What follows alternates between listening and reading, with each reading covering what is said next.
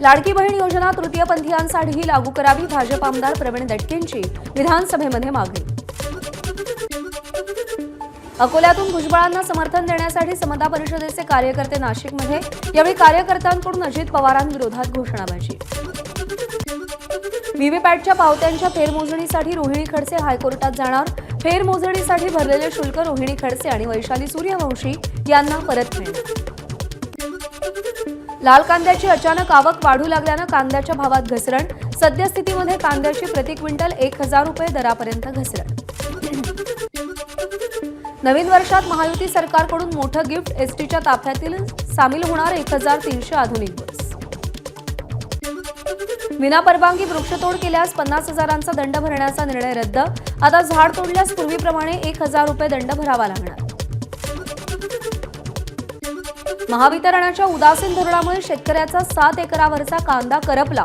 शेतातील महावितरणचा meter box जळल्यानं शेतकऱ्याला पिकाला पाणीच देता आलं नाही. शेतात खेळण्यासाठी गेलेल्या 2 भावांचा विहिरीत पडून मृत्यू.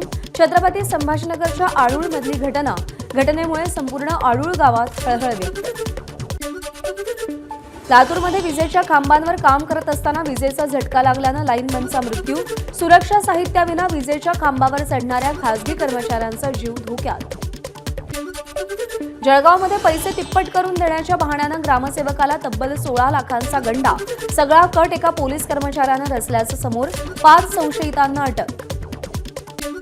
बेळगावच्या रामदुर्ग तालुक्यातील गोडचीमध्ये वीरभद्रेश्वर यात्रेला सुरुवात. धनगरी ढोलसह हजारो भाविकांचा रथयात्रेत सहभाग. भक्तांकडून रथावर खारीक आणि खोबऱ्याची उधळण. मराठा आरक्षणासाठी 25 जानेवारीपासून मनोज जरांगे पुन्हा उपोषणाला बसणार.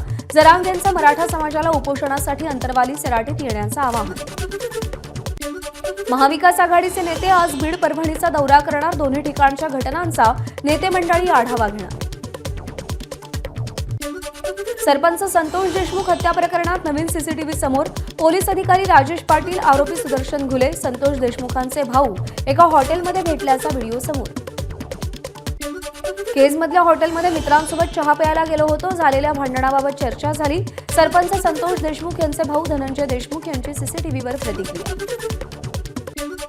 संतोष देशमुख प्रकरणामध्ये न्यायालयीन चौकशी व्हावी तसंच बीड जिल्ह्याची दहशत पाहता मुख्यमंत्री देवेंद्र फडणवीसांनी बीड जिल्ह्याचं पालकत्व घ्यावं. शरदचंद्र पवार पक्षाचे आमदार रोहित पवारांची मागणी.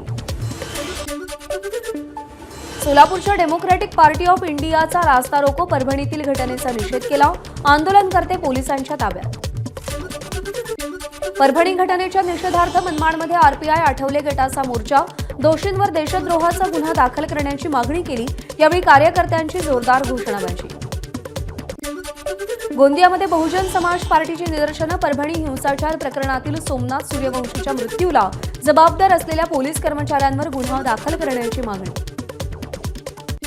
विविध मागण्यांसाठी अमरावतीच्या जिल्हाधिकारी कार्यालयासमोर शेतकरी संघटनेचं धरणं आंदोलन. आंदोलकांनी कापूस सोयाबीन पेटवला. मागण्या मान्य न झाल्यास तीव्र आंदोलनाचा इशारा. नाशिकच्या विमा प्रतिनिधींना कमिशन कमी केल्यानं LIC कार्यालयासमोर आंदोलन. ऑल इंडिया इन्शुरन्स संघटनेची निदर्शनं. ABP माझा, उघडा डोळे बघा नीट.